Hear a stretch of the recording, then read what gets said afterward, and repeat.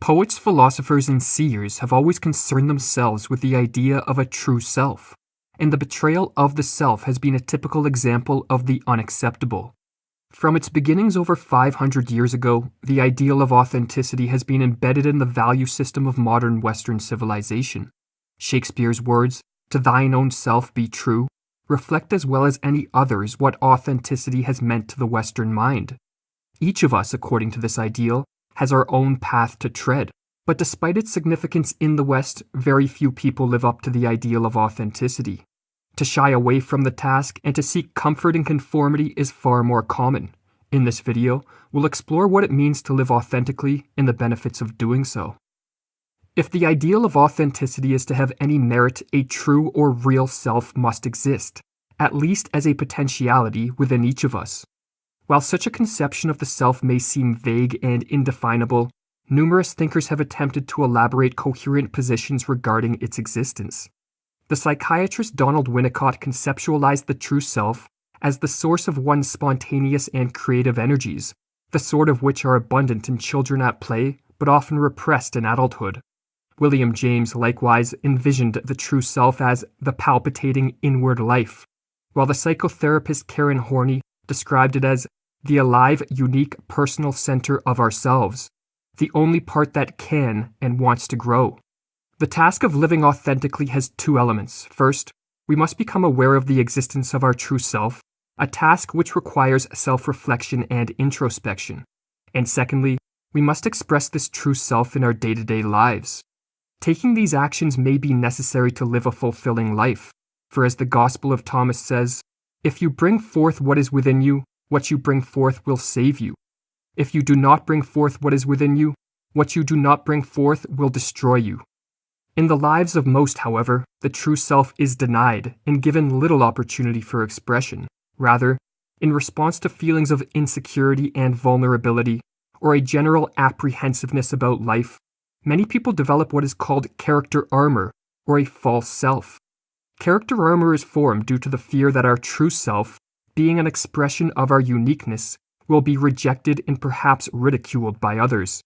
While protecting us from such threats, the formation of character armor is done at the cost of cutting us off from the feeling of being alive. "Only the true self can be creative, and the true self can feel real," wrote Donald Winnicott. "The existence of a false self results in a feeling unreal or a sense of futility. The more one allows their true self to be masked by a false self, the more it becomes deadened and ineffectual, and the more one begins to fall victim to what Soren Kierkegaard called the biggest danger, that of losing oneself." Kierkegaard discussed the various ways in which one can succumb to the spiritual sickness of losing oneself in his book The Sickness Unto Death. One of the primary ways is to suppress one's real self by succumbing to an extreme identification with society. Instead of facing up to the challenge of living authentically, that is, individually and creatively, most people find it much safer and easier to lose themselves in the crowd.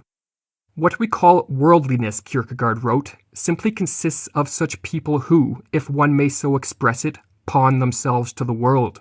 They use their abilities, amass wealth, carry out worldly enterprises, make prudent calculations, etc., and perhaps are mentioned in history, but they are not themselves. In a spiritual sense, they have no self. The German philosopher Martin Heidegger likewise took note of the tendency of human beings to flee from what he called the authentic ability to be self, into the comforts of conformity. Heidegger observed that our normal, everyday mode of existing is a form of inauthenticity he called falling. One of the main ways we fall is by existing as das Man, which is German for the one or the they, as in, one simply doesn't do things like that. Das Man represents the anonymous or average member of the social group, and thus the modes of thought, belief, and behavior which are considered normal and expected. When we exist as Das Man, we allow our experience and behavior to be shaped and determined by what one says, one thinks, or one does. "We do not say what we see," wrote Heidegger, but rather the reverse. We see what one says about the matter. To extricate ourselves from our tendency to think, behave, and live as one does, Heidegger advised we transform the attitude we hold towards death. Generally, we do not face up to our own death, but instead we evade it in a myriad of ways. We tell ourselves that death is not relevant to the living, and that to think about it is morbid and a waste of time. Or we relate to death impersonally. We recognize that others die and that one day we will too, but we tell ourselves, for the time being, not yet. In other words, we fail to recognize both the importance of death in our life as well as the ever-present possibility of it. To remedy this, Heidegger recommends cultivating what he calls resoluteness toward death.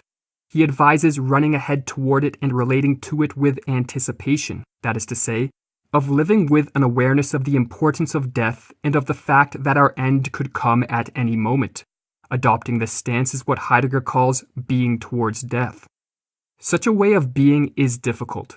The more aware we are of the omnipresence of death, the more anxiety we invite into our life. Being towards death, Heidegger explains, is essentially anxiety.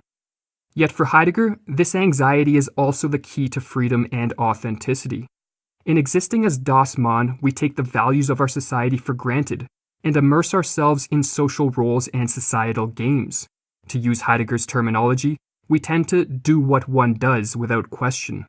When overcome with a mood of anxiety, on the other hand, the ways of the world no longer seem normal and familiar, but strange, unintelligible, and meaningless. Our thoughts about what one does, and thus what is expected of us, appear absurd and tend to vanish, and we are left free to reflect upon what matters most to our existence, to choose our own original path, in short, to live authentically. Or as Heidegger wrote in Being and Time, the anxiety stimulated by being towards death individualizes me down to myself. Yet Heidegger did not think we could escape the grips of Das Mann once and for all. An authentic existence is not something that can be accomplished and forgotten about. Rather, our deep-rooted tendency to conform requires we confront this challenge anew each day. And while most will shrink from this task, the few who welcome it will be greatly rewarded. For as the poet E. E. Cummings wrote, "To be nobody but yourself in a world which is doing its best night and day to make you everybody else means to fight the hardest battle which any human being can fight, and never stop fighting.